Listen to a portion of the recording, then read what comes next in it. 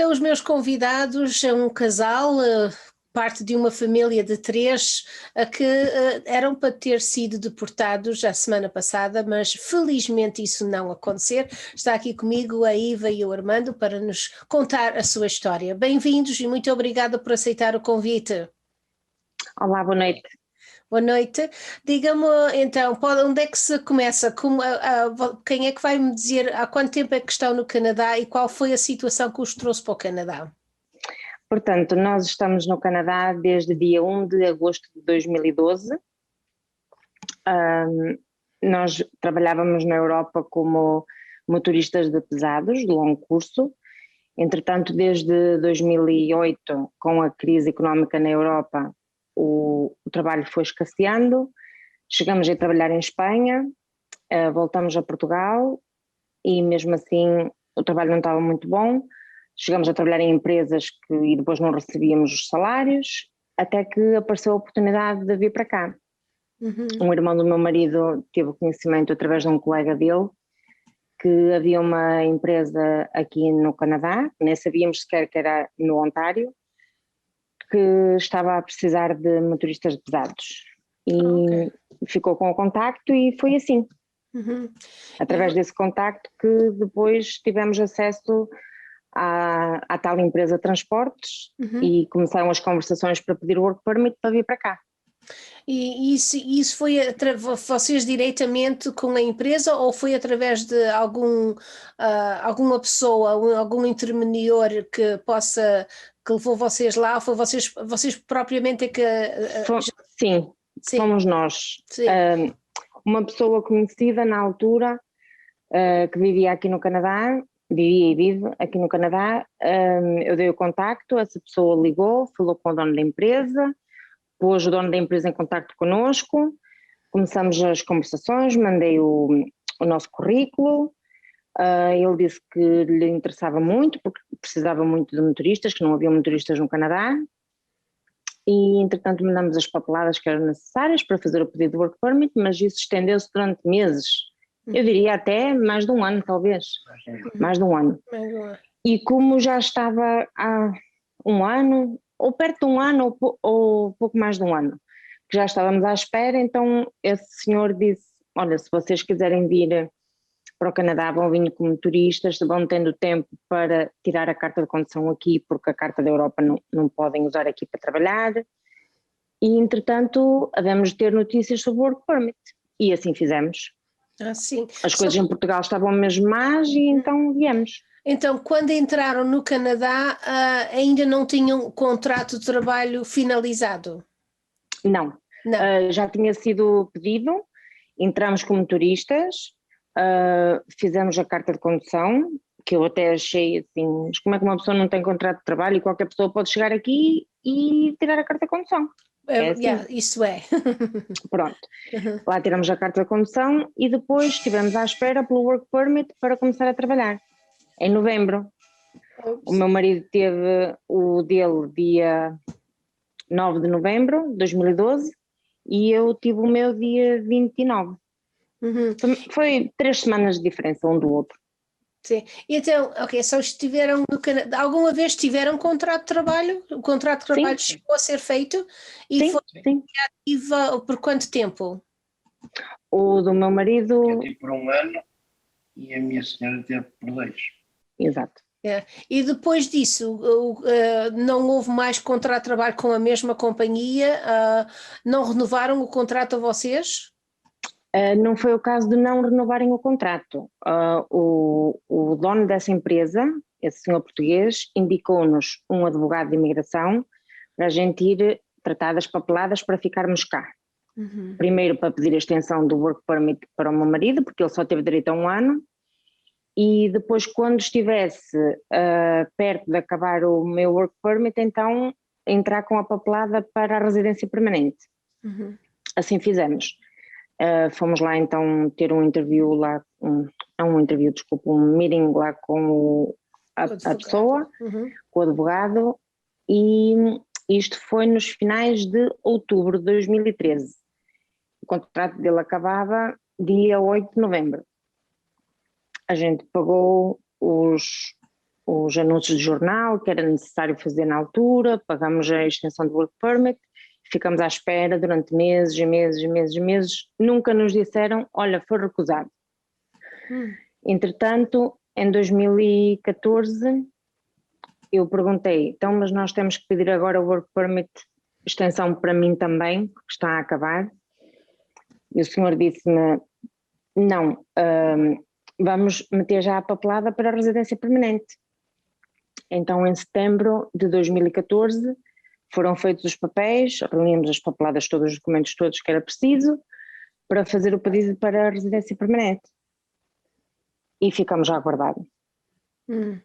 E essa, desculpe lá, mas não sei se pode mencionar qual foi a empresa que vieram a trabalhar, uma empresa grande, portuguesa, ou pequena, média, como é que é? Eu prefiro não mencionar nomes, não, ok, tá mas é grande?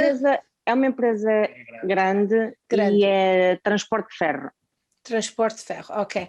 E então e os então, o advogado era advogado de imigração ou consultor de imigração? Advogado de imigração. Advogado de imigração. E nunca mais ouviram mais nada, não foi? Assim, ouvimos, depois de 2014 ouvimos, foram anos e anos e anos com esse advogado. Foi desde 2013 até 2019. Que de 2013 até 2019 o advogado nunca disse nada a vocês? Vocês nunca foram chamados para responder alguma coisa ou meter mais algum papel para dentro ou alguma coisa assim?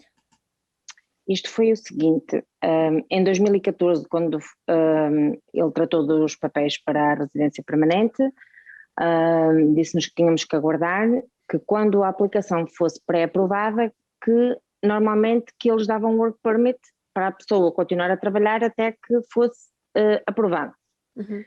Ora, isto foi em setembro de 2014, em março de 2015 recebemos um e-mail deles, do escritório, a dizer que tinha sido pré-aprovado e que tínhamos que lá ir, pagar a aplicação dos work permits, porque iam pedir, uma vez que tinha sido pré-aprovado. Foi isso que fizemos. Fomos lá, pagamos e ficamos à espera. Nunca nos disseram, foi recusado, foi negado.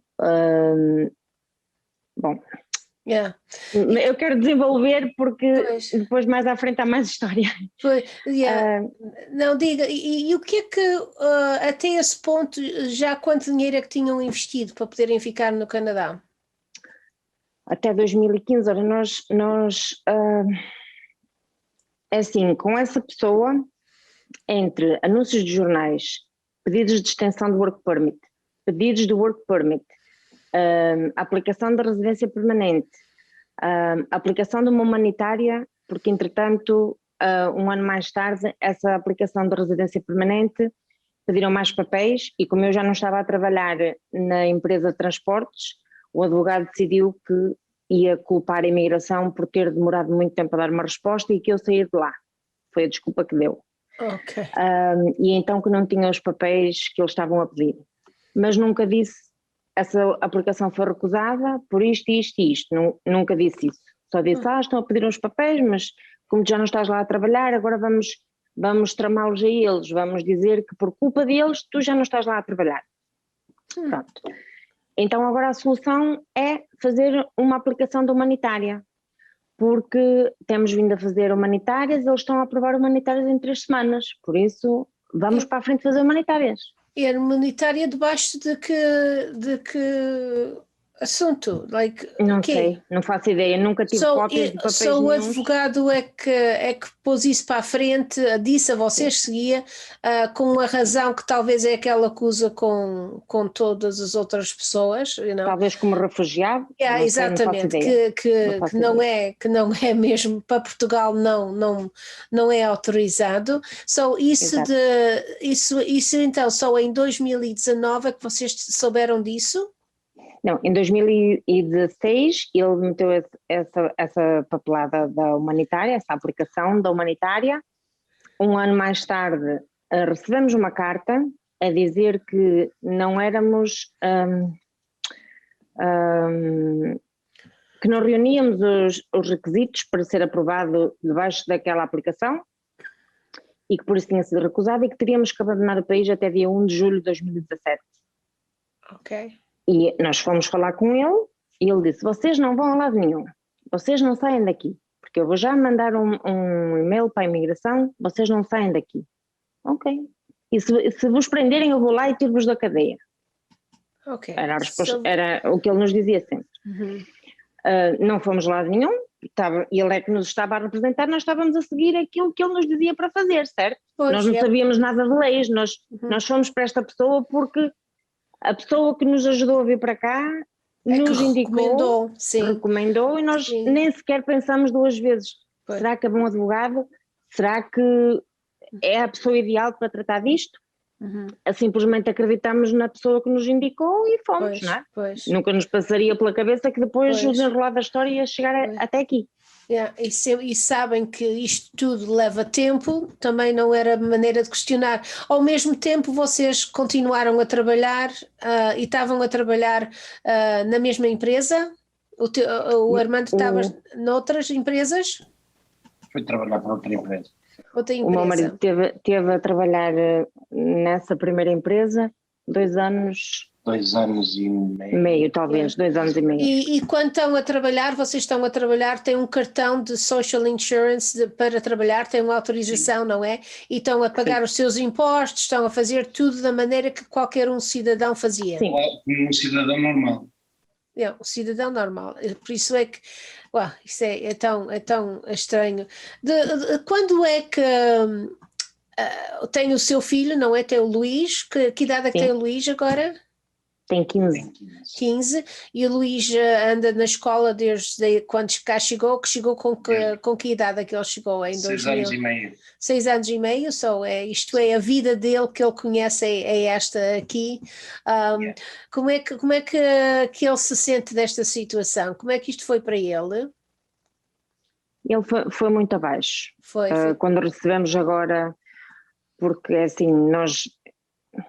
Eu posso só acabar acabar a história. Acaba a tua história, que a gente estávamos de 2017 para 2019, que foi quando vocês receberam. Sim, continua, por favor. Pronto, em 2017 então não fomos a lado nenhum, como ele disse, e no mesmo ano ele sugeriu que fizéssemos uma aplicação para pedir um work permit e aplicar para a residência permanente no nome do meu marido, que o meu marido na altura estava a trabalhar para uma empresa de interlocking e landscaping e construção, pronto.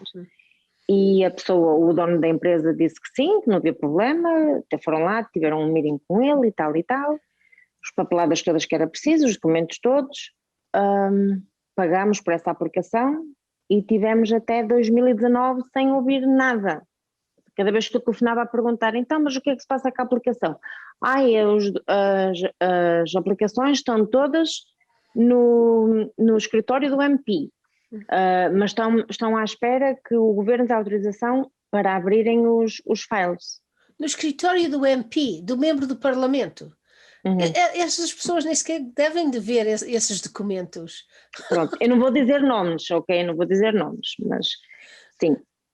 Então ficamos nós sempre à espera, ligava, era sempre a mesma resposta. Então, mas a culpa não é nossa, isso está no escritório do MP, o MP está à espera que deem autorização do governo para abrirem os files. Ok, a gente sempre à espera.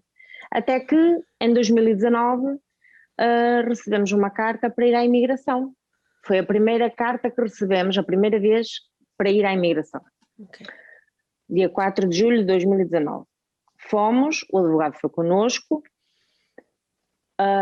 Eu, para ser sincera, eu de início ainda estava a pensar, eles estão a chamar-nos, que é para irmos lá, vamos ter uma surpresa, vão dizer que é para nos dar os papéis. Eu estava a pensar assim. Mas apercebi-me que não ia ser isso pela conversa do advogado. Porque ele começou a dizer, isto agora, eles lá dentro vão-te dizer que tens que sair do país por 1 ano, tu tens que dizer que sim, que vais embora, vocês têm que sair por 1 ano, e depois daqui por 1 ano, quando vocês voltarem, quando quiserem voltar, assim é que é, entras em contacto com o nosso escritório e a gente tenta ver se te faz um contrato de trabalho para ires para New Brunswick ou Nova Escócia ou assim uma dessas províncias do Atlântico, né? É assim que se chama.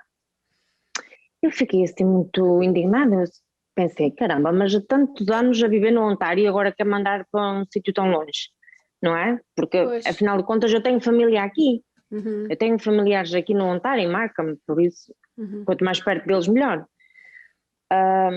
Mas nem era esse o caso, porque se eu tivesse que ir para outra província, até ia. Até ia, mas foi pela maneira como ele falou, não me caiu bem. Pronto, lá fomos falar com o oficial da imigração, ficaram com os nossos passaportes, eu desmanchei-me a chorar ali, porque não estava a acreditar que aquilo que era verdade, e que íamos mesmo ter que sair.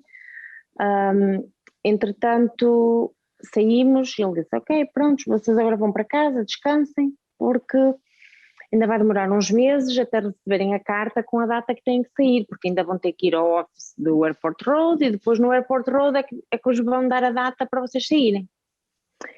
Ora, só para finalizar com este senhor advogado, como eu lhe estava a dizer há pouco, entre pagamentos de aplicações de humanitária, residência permanente, mais outra aplicação que foi para o escritório do MP, extensões de work permit, anúncios de jornais, mais o trabalho dele, que foi o valor que ele cobrou, foram uns $25.000. $25.000 desde 2015 ou 2013. de 2013? Até isso. E nós pagamos tudo, o trabalho dele ficou pago em 2015.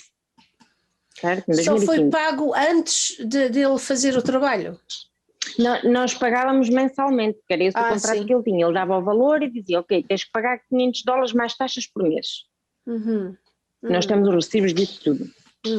Entretanto, a última aplicação, que depois em 2019, quando fomos à imigração, a gente pagou essa aplicação com money order. E eu contactei a secretária e disse que queria aquele dinheiro para trás. E ela disse-me, não somos nós que temos esse dinheiro, mas você com a cópia da money order pode ir ao banco e no banco recebe esse dinheiro para trás. Então, pelo menos esses $1.250 recuperei. Ok, alright, ainda bem. Foi a única coisa. Bem. Quando é que receberam esta... Só não se foram embora de 2019, foste ao aeroporto, recebeste mais alguma data para sair ou esta foi a única data que tinha recebido? Pronto, a gente saiu então lá do escritório de imigração, o meu marido estava a trabalhar para outra pessoa, outro português também, um senhor português, e disse, olha, nós vamos ter que ir embora, minha família vai ter que ir embora por um ano, porque é assim que está, temos que sair do país por um ano e depois aplicar outra vez para voltar. E ele disse-lhe, não, você não vai a lado nenhum que eu vou ajudá-la, eu conheço uma pessoa que conhece um advogado de imigração muito bom, eu vou falar com ele, ver se consigo um meeting para vocês lá vê-lo já de seguida. E nós, ok, mais uma vez o patrão a indicar, a recomendar este advogado 5 estrelas. E nós, sim senhora, então aguardamos. Fomos lá ter um meeting, passado nem uma hora talvez, fomos lá ter com ele, tivemos a consulta com ele, levamos os papéis que nos tinham entregue na imigração naquele dia, ele deu-nos os valores, disse que agora o que tinha que se fazer era o que eles chamam um appeal, que era o Pre-Removal Risk Assessment, que era isso que ele tinha que fazer, e eram $5.000 para fazer isso.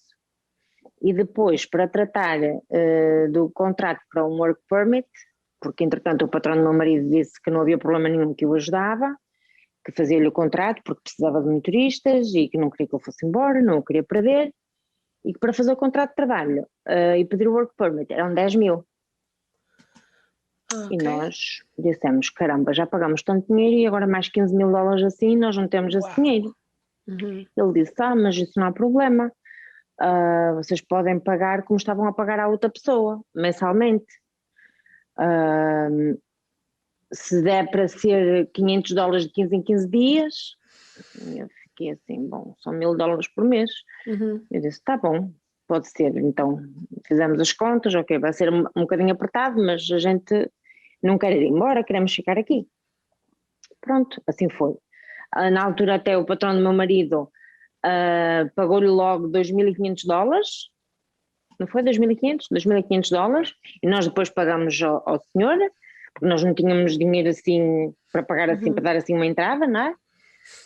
E assim foi, começamos a trabalhar com esse senhor advogado que deu-nos os business cards e disse que estava a estudar para ser juiz. E era Já tinha português? muitos anos. Era português? Era do Brasil. Ok. Sim, mas diz que estudou numa universidade na América e que estava a estudar agora para ser juiz. Já tinha sido oficial da imigração anos atrás e que sabia muito bem das leis. Nós, ok, vamos para a frente então, vamos lá.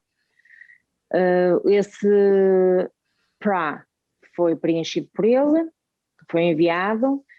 Ora, isto foi em julho, nós tivemos que ir à imigração novamente dia 25 de novembro de 2019. Ele foi connosco. O oficial de imigração lá do CBSA perguntou-lhe quem era ele e o que é que estava lá a fazer connosco.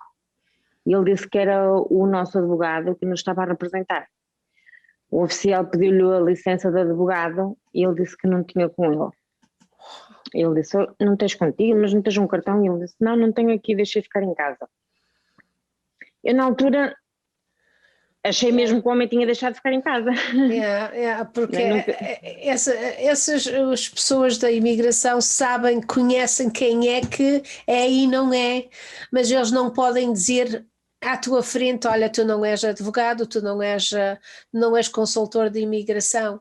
Então ficaste assim suspeita, não foi? Não, é assim, quando o oficial da imigração lhe pediu o cartão e ele disse que não tinha, ficou assim meio atrapalhado, mas eu pensei mesmo que o homem que tinha deixado o cartão em casa, depois ele vê muito mal, ele tentar preencher os papéis e quase tinha que meter o papel assim encostado ao nariz, porque ele vê muito mal sem óculos.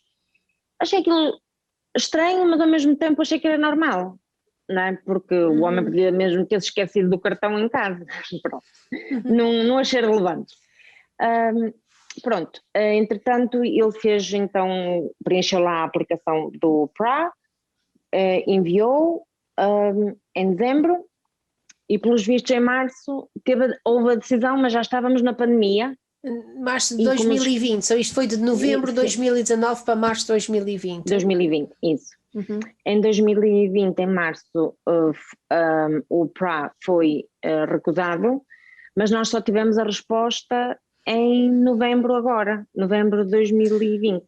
21, novembro de 2020. Sim, porque os escritórios do CBSA estiveram fechados muito tempo. Sim.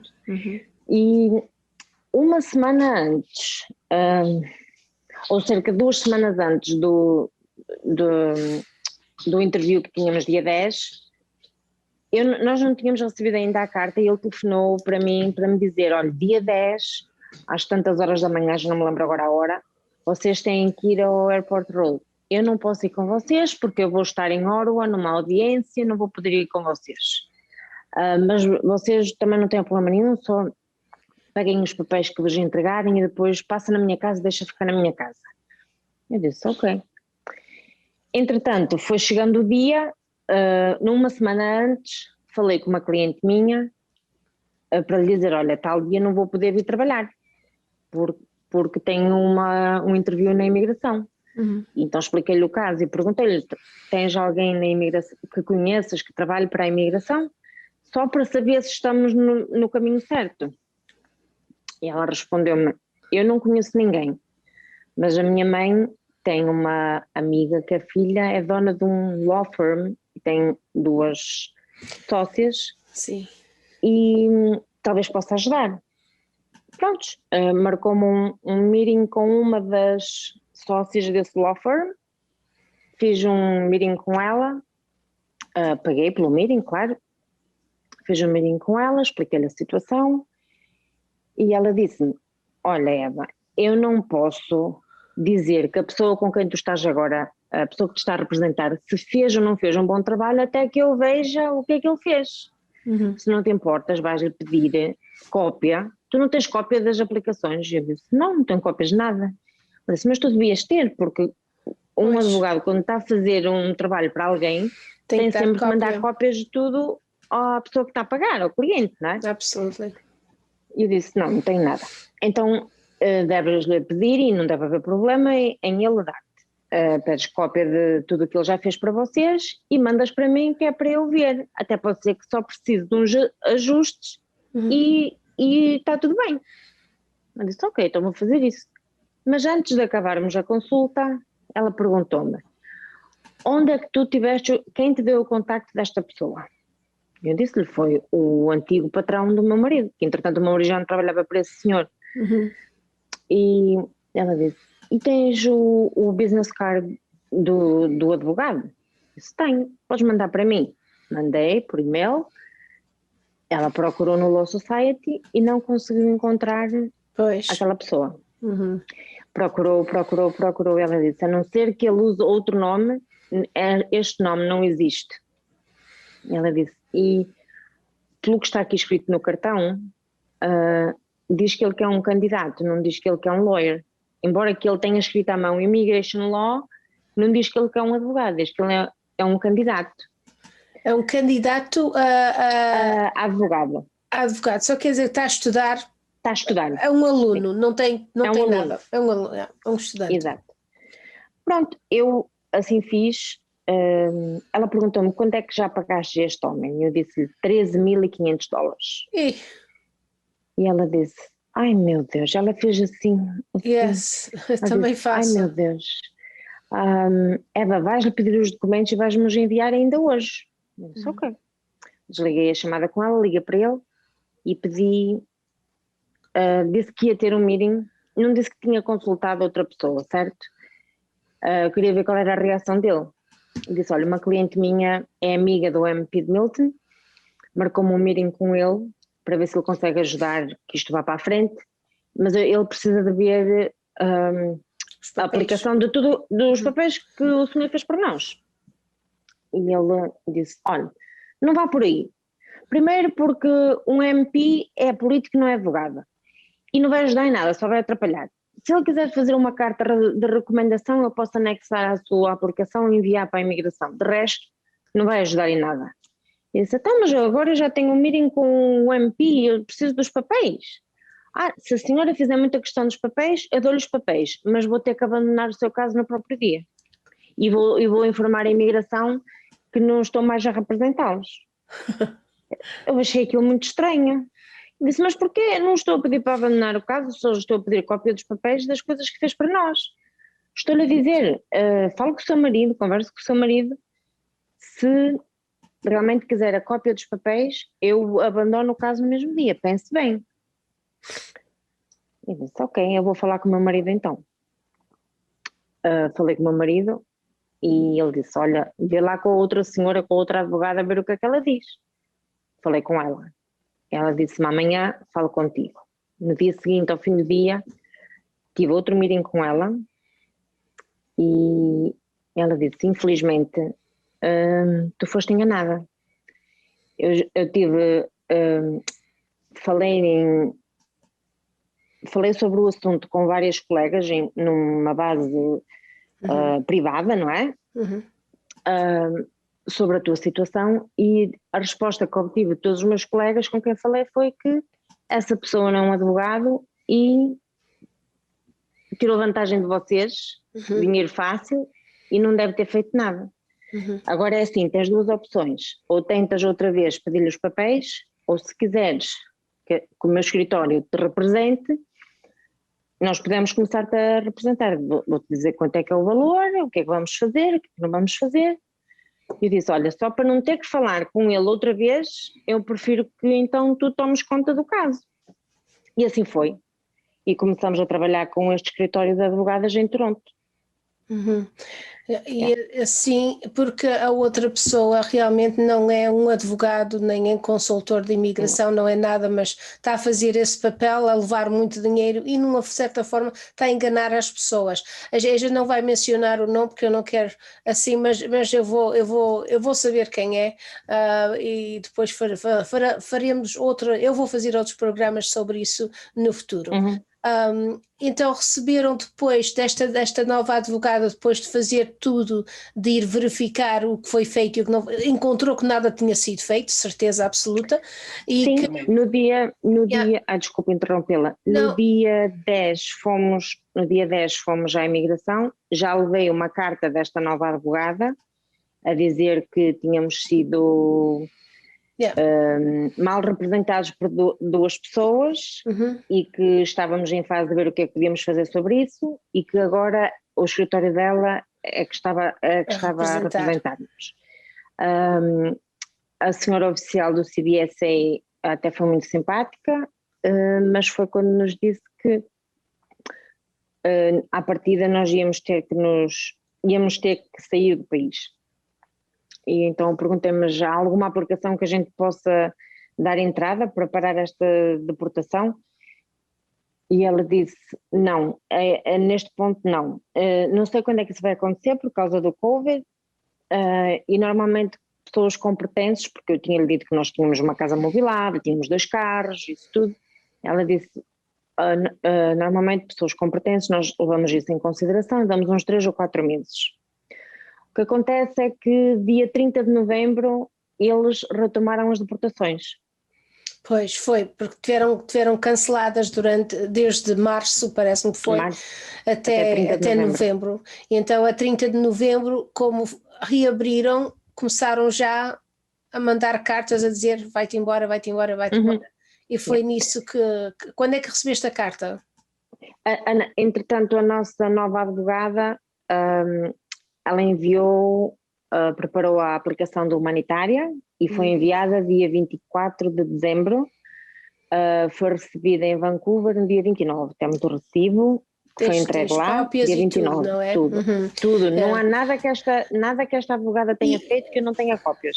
Devem sempre de ter cópias dos advogados e tudo. E esta vez a humanitária porquê? Por causa da situação do Covid? Por causa de qual é a situação? De terem sido enganados no passado?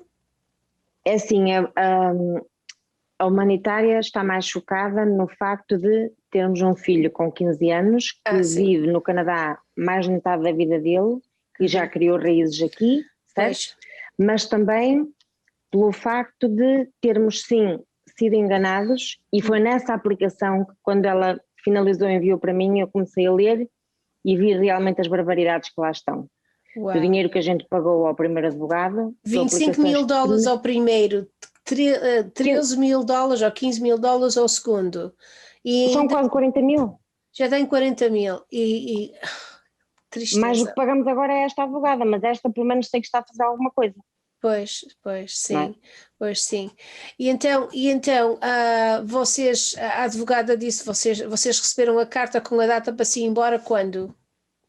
Nós recebemos a carta para ir a outro interview a dia 4 de janeiro e o interview era no dia 5. Portanto, recebemos a carta mesmo na véspera. Uau, isso é muito curto. Quase que... Foi um milagre, foi ao correio. Pois. E deparei-me lá com a carta, ligar a correr ao e dizer, olha, eu não posso ir logo amanhã, eu tenho que estar às 8 horas, tenho que estar na imigração. Dizer, então o que se passa? Digo, senhora, se tanto quanto tu, não sei, eu vou lá ver o que eles me querem. E foi quando a gente foi... E nessa entrevista de dia 5, a oficial disse-nos que tínhamos uma semana para comprar os bilhetes para o dia 11 de fevereiro e que, portanto, no total teríamos 3 semanas, uma semana para comprar os bilhetes e depois mais 2 semanas para sair. Mas, quando eu disse, o quê? Mas o que é que a gente vai fazer com as coisas que temos em casa? É muito pouco tempo. Ok, vou-vos dar 2 semanas extra. Fazem, então, isto é o que eles quiserem, fazem o que quiserem, não é? Fazem o que quiserem. 5 semanas de muito sacrifício. Sim, exato, nessas 5 semanas foi duro. Assim, nós também, mas nós já somos adultos, mas o miúdo foi-se muito abaixo, muito abaixo mesmo, muito. Psicologicamente não é nada bom para ele, e o que é que ele vai fazer agora com 15 anos para Portugal? Não faz sentido. Agora, como é que a CBC ficou a saber do teu caso? Porque foi através da CBC, foi a tua advogada que enviou para a CBC por causa da deportação? Sim, a advogada deve ter lá os contactos dela, não é? Enviou para várias estações de televisão e jornais, e a que pegou o caso, que ficou interessada na história, foi o CBC News. Pois, E depois ela mandou-me um e-mail a dizer que a jornalista, a repórter da CBC News, que ia entrar em contacto comigo, e foi, passado uns 15 minutos, recebi logo um telefonema. Pois, e a história ajudou com o teu caso para que a imigração mudou de ideias da deportação? Achas que foi útil nisso? É sim, sem dúvida que foi, porque a notícia foi além fronteiras, não é? Sim. É assim, na notícia do CBC News focaram-se mais na situação por causa do Covid, por causa do meu marido ser diabético, na altura os números de Covid que estava em Portugal estava muito mal. Pronto, focaram-se mais nisso e nós temíamos por isso também, claro. Embora fale, sim, da parte que fomos mal representados por duas pessoas, mas não, como é que eu ia dizer, não explora tanto essa parte, não é? Pois, focaram-se mais na parte do Covid. Sim, na parte disso. Qual foi a decisão que foi feita? Porque depois tu recebeste uma notícia, em que dia que recebeste? Foi a semana passada, foi quê? Na terça-feira, quarta-feira? Quando é que recebeu a notícia que vocês já tinhas feito a compra da passagem, já tinham entregado tudo à imigração, não é? A prova como vocês tinham. E eu achei interessante que tinhas comprado passagens para ir na Air Transat, uma companhia que tinha anunciado que já não tinha voos para Portugal. Mas ainda estavam a voar. Ainda estavam a voar, isso foi, para mim foi notícia também. Ainda estavam a voar. E fizeste tudo o que tinham-te dito para fazer, estavas a despejar a casa, não era? O que é que tinham feito já? Portanto, eu tinha comprado os bilhetes logo dia 10 de janeiro, se não estou enganada, dia 10 de janeiro comprei os bilhetes, 10 ou 12 de janeiro, porque dia 14 tivemos que voltar à imigração, ao CBSA, para apresentar os bilhetes, em como tinham sido comprados e com a condição de ser não reembolsáveis. Entretanto, depois do dia 14, a nossa advogada fez uma aplicação do deferral para nos darem pelo menos mais 3 meses, ou até o miúdo acabar a escola, ou até podermos ser vacinados, porque uma vez que estavam por causa do Covid, preocupados por causa do Covid. Demoraram, ela pediu para que a resposta fosse dada até dia 29 de janeiro, para termos tempo de ir ao Tribunal Federal.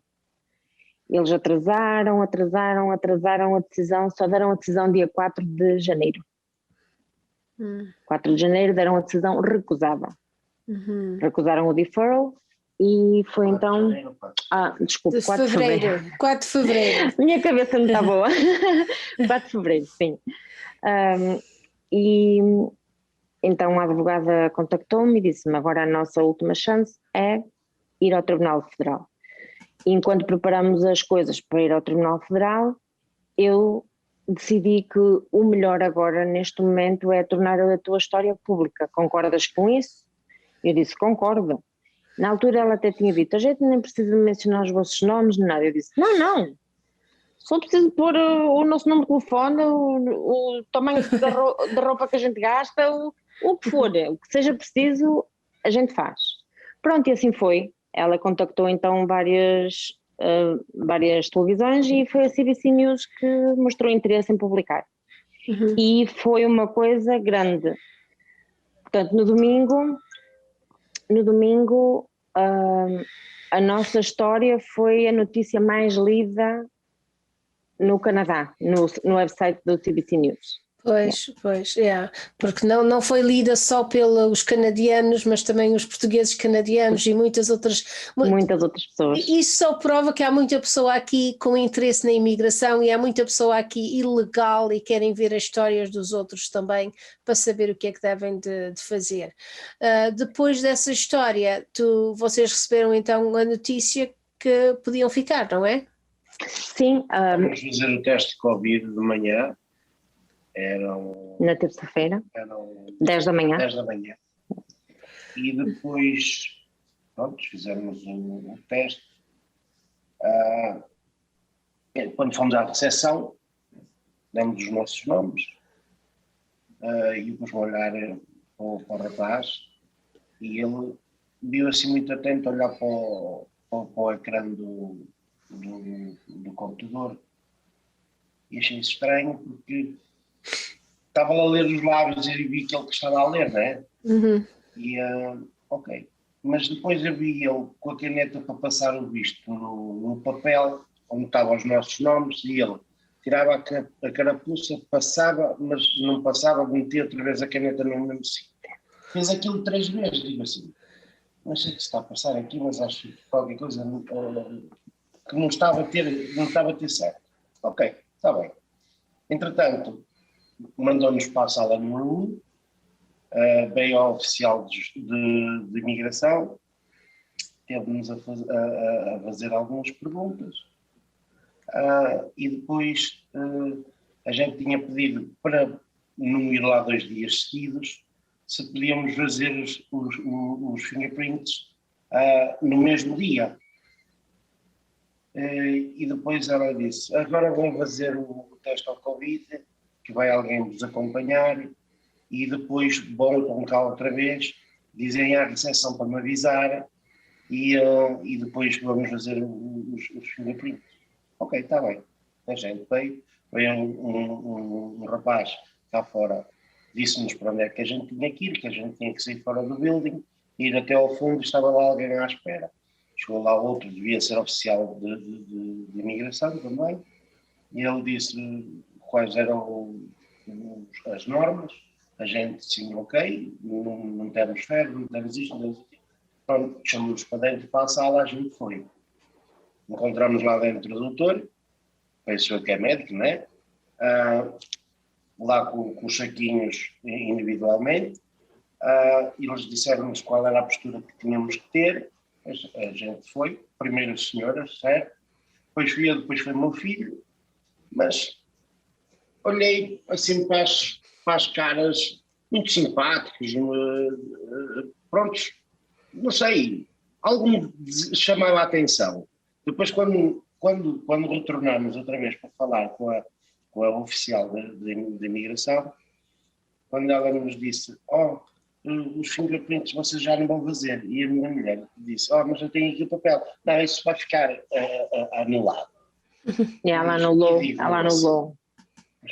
Mas a gente só agora, depois de lá ter estado, é que pensa Exatamente. que eles já deviam saber que a decisão tinha sido alterada. E então eu digo assim, bom, arriscastes, mas é obrigatório a gente pôr os dedos.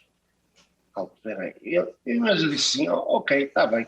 Pronto, diz ela, em 24 horas vocês vão receber o resultado do teste, se é positivo ou se é negativo.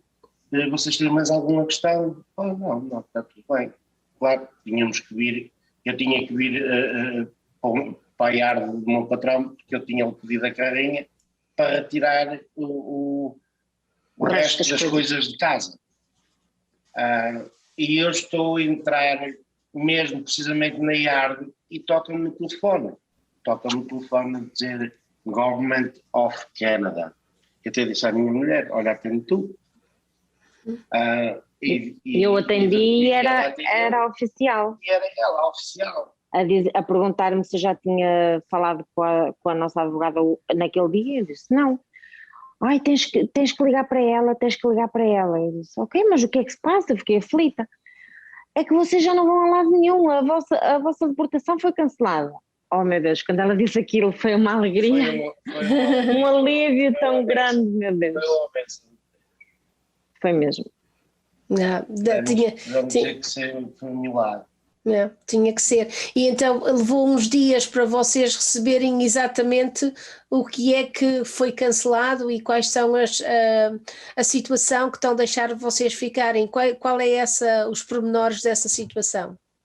Ora bem, isto foi na terça-feira, dia 9, dia 10 eu estava no trabalho, recebi uma chamada, atendi o telefone e era do escritório do MP de Milton, a secretária dele ou o assistente dele.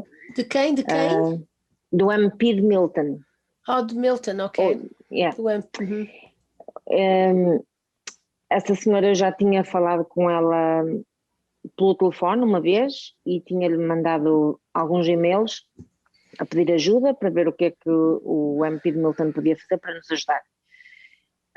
Ela só me respondia, estamos a trabalhar nisso, espero em breve ter notícias para ti. Era sempre que eu lhe mandava um e-mail, era isso que ela me dizia. Entretanto, nesse telefonema, o MP de Milton juntou-se à chamada para me dizer que tinham finalmente conseguido notícias do Office do Ministro da Imigração. E eu a pensar para mim, olha-me este, vem-me dizer que o removal que foi cancelado, eu já sei. Vou pensar para mim. Pois. Pensar para mim. E disse, ok, eu também já tenho notícias. Ontem recebi um telefonema a dizer que o removal que foi cancelado. E ele disse, sim, mas nós temos mais notícias. Mais notícias? Então, quais são as notícias? E depois a assistente foi que me informou que a nossa família tinha sido aceite para 2 anos de residência temporária com work permit e study permit para nós os três. Se quiséssemos os três ter study permits para ir para a escola também, eu e o meu marido também podíamos durante 2 anos. E enquanto isso, palavras do MP de Milton, enquanto isso a tua advogada atual vai poder continuar a trabalhar na aplicação da humanitária juntamente com o IRCC, porque nós queremos que vocês se tornem canadianos. There you go. Palavras muito dele. bem, muito bem. Isso foi uma alegria então em casa, não foi? Foi uma alegria para todos. Foi. Vocês para ir para Portugal iam para onde? Nós somos de Faf e se fôssemos embora teríamos que ir talvez para a casa da minha mãe, mas a minha mãe também não tem muita saúde, vive sozinha. Teve Covid, teve 20 dias no hospital, não ia ser fácil. E não tem casa. Não é uma casa com condições para ter tantas pessoas a viver lá. Pois, assim. Então, por esta altura, então vocês agora estão seguros aqui durante esses 2 anos, podem ir estudar, que é bom também, eu sei que ir à escola que vai ajudar a ficar, fica bem nas aplicações, e o que é que vocês depois pretendem de fazer, ou o que é que essa advogada está a fazer, ou é possível fazer alguma coisa contra os outros que disseram que eram advogados? Um era advogado, o primeiro. Sim. Embora que nesta aplicação da humanitária que ela submeteu, onde ela discrimina tudo contra ele, todas as ações contra ele no Law Society, e eu fiquei surpresa, porque eu nunca... Só em 2017 foram 124 queixas contra ele. E coisas que eu li, que eu fiquei assim, mas como é que pode ser? A gente pagou para isto tudo, aplicações que a gente pagou, nunca foram submetidas. Quando nós fomos ter o meeting com ele para pedir a extensão de work permit para o meu marido antes de acabar, está lá escrito, mostra lá, essa aplicação só foi submetida 1 semana depois do work permit ter expirado. como é que se pode pedir, eu não sou advogada, mas como é que se pode pedir uma extensão do work permit se o work permit já está expirado? Pois, não faz sentido. Não faz sentido, sabe? Eu sei, Iva, que vocês, que tu em particularmente gostavas de deixar uma mensagem aos telespectadores, àqueles portugueses, porque vocês são um casal, uma família de milhares de famílias que estão aqui na mesma situação de Portugal, só de portugueses, milhares, estão aqui milhares. Podem não querer dizer, eles não sabem quem eles são, mas podem estar na mesma situação a trabalhar com esse advogado, esse que diz que é advogado, que não é o segundo, não o primeiro, podem não ter papéis, cópias nenhumas dos seus papéis, como devem de ter, não têm cópias nenhumas disso, estão a pagar milhares de dólares, às vezes sem ser necessário, porque nada está a ser feito. O que é o teu conselho para estas pessoas? Só antes de dar o meu conselho, só para dizer que esta segunda pessoa com quem nós estivemos, a advogada fez um complaint para a Law Society, foi submetido, está em investigação. Pois, pode ser porque está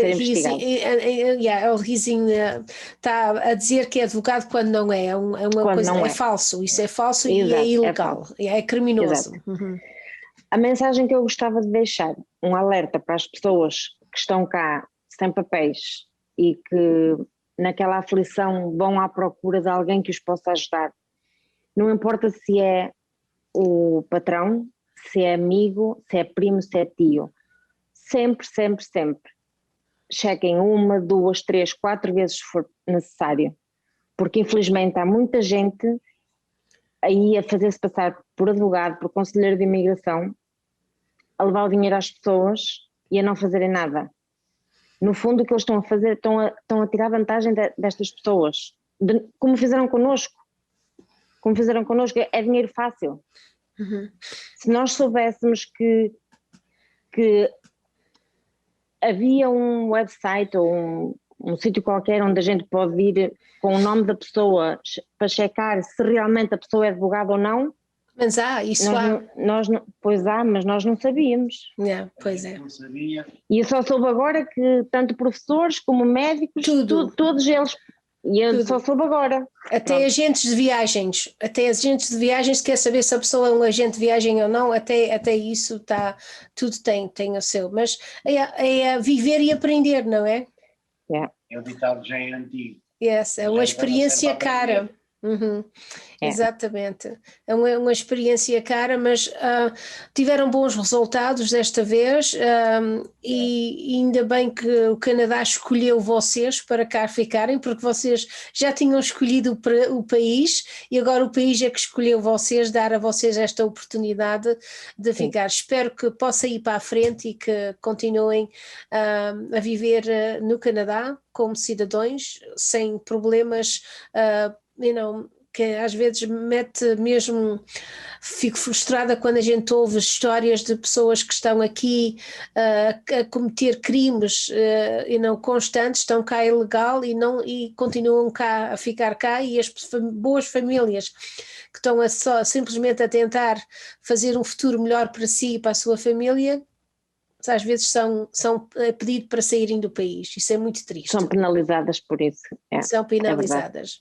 Olha, agradeço muito esta conversa, não sei se tens algo que queres mais a acrescentar, também agradeço a vocês os dois e quero dizer que temos sempre aqui se alguma coisa for necessária, mas vamos continuar e já fizemos no passado as alertas para as pessoas terem cuidado, mas eu acho que é necessário outra vez. Eu queria só dizer mais uma coisinha que aconteceu entretanto. Quando o oficial de imigração agora me contactou por e-mail para me dizer que tinha que enviar o pagamento dos work permits e do study permit, ele enviou primeiro para o último lawyer, ou seja, o que não era lawyer, mandou para ele e só no dia seguinte, como não obteve resposta, mandou para mim. Ou seja, algo está errado neste sistema de imigração. Como é que a gente muda de advogado em novembro e estamos no início de novembro e estamos a meio de fevereiro e eles ainda não fizeram um update dessa informação? Esse senhor teve a lata desculpa o termo, mas é mesmo assim, teve a lata de me mandar hoje um e-mail a dizer para eu falar com a minha lawyer, que nós tínhamos sido aceitos para a residência temporária, uma aplicação que ele supostamente fez em 2019, que a gente pagou, mas que ele não fez nada. Nós sabemos que ele não fez nada. E ainda mencionou, eu disse-lhe, como eu lhe disse antes, esta aplicação iria parar a vossa deportação. Como quem? Eu é que fiz, eu é que tenho que ter os louros. E não tem nada a ver com ele, isto não tem nada a ver com ele. Não tem nada a ver com ele. É incrível, incrível, é mesmo incrível. Olha, muito obrigada a vocês os dois, obrigada pelo seu tempo, um alô ao Luís. Obrigada a nós. Fiquem bem, fiquem seguros e espero de um dia de poder celebrar vocês a tirarem os papéis canadianos, ok? Esperemos que sim, esperemos que sim. Okay. Muito obrigada. De nada, um prazer também, ok? Um prazer. Igualmente. Boa noite. Boa noite. Tá bem.